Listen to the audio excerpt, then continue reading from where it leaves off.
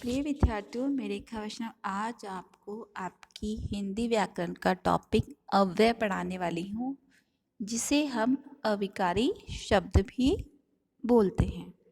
तो चलिए आज का टॉपिक हम शुरू करते हैं। अव्यय का अर्थ क्या होता है? यानी व्यय रहित, अर्थात जिसका कुछ भी व्यय ना होता हो, इनको अविकारी शब्द भी कहा जाता है। क्योंकि जब ये शब्द वाक्य में प्रयुक्त होते हैं तो इनका रूप नहीं बदलता या इनके रूप में किसी भी प्रकार का विकार नहीं आता। विकार मतलब किसी तरह का कोई परिवर्तन नहीं होता। जिन शब्दों पर लिंग, वचन, कारक आदि का कोई प्रभाव नहीं पड़ता और जिनके रूप में कोई विकार या परिवर्तन नहीं होता, विकार मतलब परिवर्तन नहीं होता, इन्हें अव्यय या अविकारी शब्द कहते हैं। यानी अव्यय वे शब्द है जिसका व्यय ना होता हो, अर्थात जो शब्द एक ही रूप में बने रहते हैं वे अव्यय कहलाते हैं। जैसे इधर, उधर, ऊपर, नीचे, तेज, धीरे, जल्दी जल्दी, आज, कल, परसों, प्रतिदिन, प्रातः, साय, किंतु, परंतु, ताकि आदि अव्यय शब्द के कुछ उदाहरण हैं। इन शब्दों में किसी तरह का कोई परिवर्तन नहीं होता, इसे अव्यय कहते हैं। अव्यय के भेद। अव्यय के मुख्य रूप से 4 भेद होते हैं: क्रिया विशेषण, संबंध बोधक, समुच्चय बोधक और विस्मयादि बोधक। सबसे पहले बात करेंगे हम क्रिया विशेषण की, यानी संज्ञा सर्वनाम शब्दों की विशेषता जो बताते हैं वो तो क्या कहलाते हैं? विशेषण। ठीक है। और जो शब्द क्रिया की विशेषता बताएंगे उसे हम क्रिया विशेषण कहते हैं। कछुआ धीरे धीरे चलता है। अब वाक्य में धीरे धीरे शब्दों से पता चल रहा है कि वाक्य में क्रिया कैसे, कब और कितनी मात्रा में हुई है। ये शब्द क्रिया की विशेषता बता रहे हैं। जैसे कछुआ धीरे धीरे चलता है। कैसे चलता है? धीरे धीरे। तो ये हमें क्रिया की विशेषता बता रहा है कि कछुआ कैसे चलेगा? धीरे धीरे। यानी क्रिया की विशेषता बताने वाले शब्दों को क्रिया विशेषण कहते हैं। यहाँ दूसरा उदाहरण दिया है, बच्चे शाम को खेलते हैं। कब खेलते हैं? शाम को। तो यहाँ हमें क्रिया की विशेषता पता चल रही कि बच्चे कब खेलते हैं? शाम को। यानी जो अव्यय शब्द क्रिया शब्दों की विशेषता बताते हैं उसे हम क्रिया विशेषण कहते हैं। यानी संज्ञा और सर्वनाम की विशेषता बताने वाले शब्द विशेषण कहलाते हैं, जबकि क्रिया की विशेषता बताने वाले शब्द क्रिया विशेषण कहलाते हैं। क्रिया विशेषण के भेद। क्रिया विशेषण के 4 भेद बताए गए हैं: रीतिवाचक क्रिया विशेषण, कालवाचक क्रिया विशेषण, स्थानवाचक क्रिया विशेषण और परिमाणवाचक क्रिया विशेषण। सबसे पहले हम बात करेंगे रीतिवाचक क्रिया विशेषण, यानी जिन अव्यय शब्दों में हमें ये पता चलता है कि क्रिया किस रीति या तरीके से हुई है उसे हम रीतिवाचक क्रिया विशेषण कहते हैं। जैसे विपुल धड़ाम से गिर गया। ठीक है।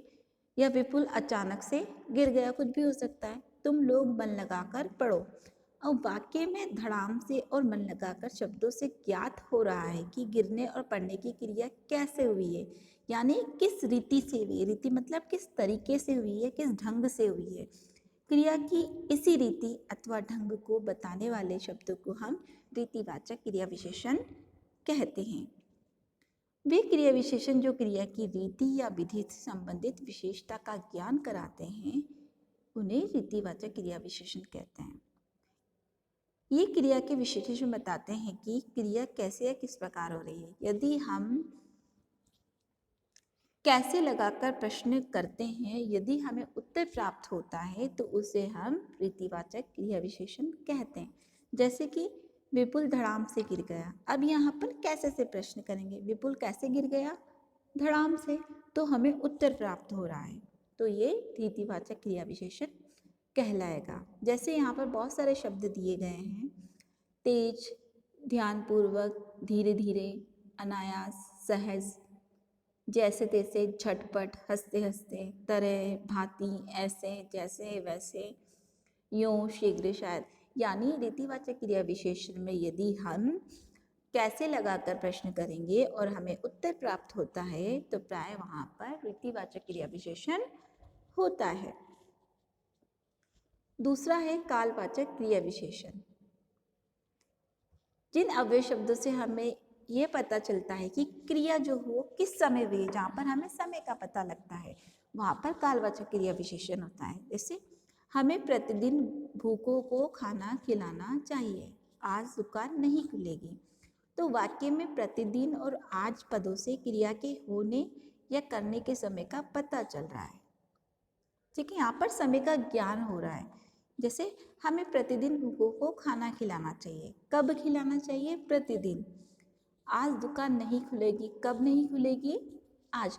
तो यहाँ पर हमें कब से प्रश्न करने पर उत्तर प्राप्त हो रहा है, तो यहाँ पर कालवाचक क्रिया विशेषण होगा। ठीक है, अतः हम कह सकते हैं कि वे क्रिया विशेषण जो क्रिया की काल संबंधी यानी समय संबंधी विशेषता बताते हैं, उन्हें कालवाचक क्रिया विशेषण कहते हैं। अब कालवाचक क्रिया विशेषण की आप पहचान कैसे करेंगे?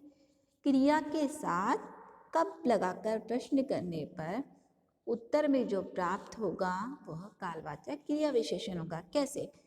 आज दुकान नहीं खुलेगी, कब नहीं खुलेगी? आज। तो कब से प्रश्न करने पर हमें उत्तर प्राप्त हुआ? आज। तो आज शब्द है वो कालवाचक क्रिया विशेषण है। यहाँ पर कुछ कालवाचक क्रिया विशेषण के उदाहरण दिए गए हैं। जैसे ये सब हमें समय का बोध करा रहे हैं। कल, परसों, रोज, अब, जब, तब, तुरंत, पहले, नित्य, सदा, दिन भर, प्रतिदिन, बहुधा, अक्सर, बारंबार, घड़ी घड़ी आदि। अब तीसरा भेद है स्थानवाचक क्रिया विशेषण। स्थानवाचक क्रिया विशेषण में जहाँ पर हमें ये पता चलता है कि क्रिया यानी काम जो है वो किस स्थान पर हुआ है, कहाँ घटित हुई है। चलिए पढ़ते हैं। तुम वहाँ जाकर खेलो, कौवा जंगल में इधर उधर भटकता रहा। वाक्य में वहाँ और इधर उधर शब्दों से ज्ञात हो रहा है कि क्रिया कहाँ हो रही है। क्रिया के स्थान को बताने वाले शब्दों को स्थानवाचक क्रिया विशेषण कहा जाता है। यानी जो हमें स्थान का बोध कराएंगे वो स्थानवाचक क्रिया विशेषण कहलाते हैं। जो क्रिया विशेषण क्रिया की स्थान संबंधी विशेषता का ज्ञान कराते हैं उन्हें स्थानवाचक क्रिया विशेषण कहते हैं। अब स्थानवाचक क्रिया विशेषण को पहचानने का तरीका, यानी क्रिया के साथ कहाँ से प्रश्न करने पर यदि हमें उत्तर प्राप्त होता है तो वह स्थानवाचक क्रिया विशेषण होता है। जैसे तुम वहाँ जाकर खेलो, कहाँ जाकर खेलो? वहाँ। तो हमें वहाँ उत्तर प्राप्त हो रहा है, तो वहाँ जो है वो स्थानवाचक क्रिया विशेषण है। जैसे कौवा जंगल में इधर उधर भटकता रहा, कहाँ भटकता रहा? इधर उधर। तो हमें कहाँ से प्रश्न करने पर इधर उधर उत्तर प्राप्त हुआ, तो इधर उधर क्या हो गया आपका?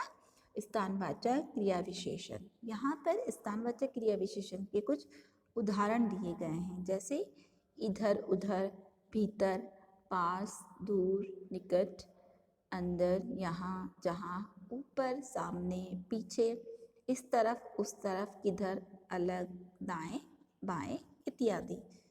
ये शब्द जहाँ भी आएंगे वहाँ पर स्थानवाचक क्रिया विशेषण होगा। और कहाँ से प्रश्न करने पर यदि उत्तर प्राप्त होगा तो वह स्थानवाचक क्रिया विशेषण होगा। अगला है परिमाणवाचक। परिमाण से ये पता चल रहा है यानी मात्रा का ज्ञान हो रहा है, क्वांटिटी का ज्ञान हो रहा है। ठीक है, यह भोजन पर्याप्त है, आज तो खूब नहाएंगे। तो वाक्यों में पर्याप्त और खूब शब्दों से क्रिया की मात्रा का ज्ञान हो रहा है कि क्रिया की मात्रा का ज्ञान कराने वाले ऐसे शब्द परिमाणवाचक क्रिया विशेषण कहलाते हैं। यानी वे क्रिया विशेषण जो क्रिया की परिणाम या मात्रा संबंधी विशेषता का ज्ञान कराते हैं उन्हें परिमाणवाचक क्रिया विशेषण कहते हैं।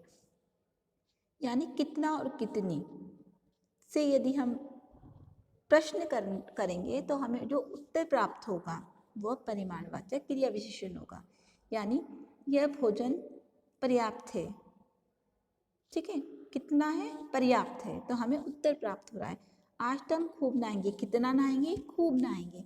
तो इन शब्दों से हमें क्रिया के परिमाण या मात्रा का पता चल रहा है। तो यहाँ पर कौन सा विशेषण होगा? कौन सा क्रिया विशेषण होगा? परिमाणवाचक क्रिया विशेषण।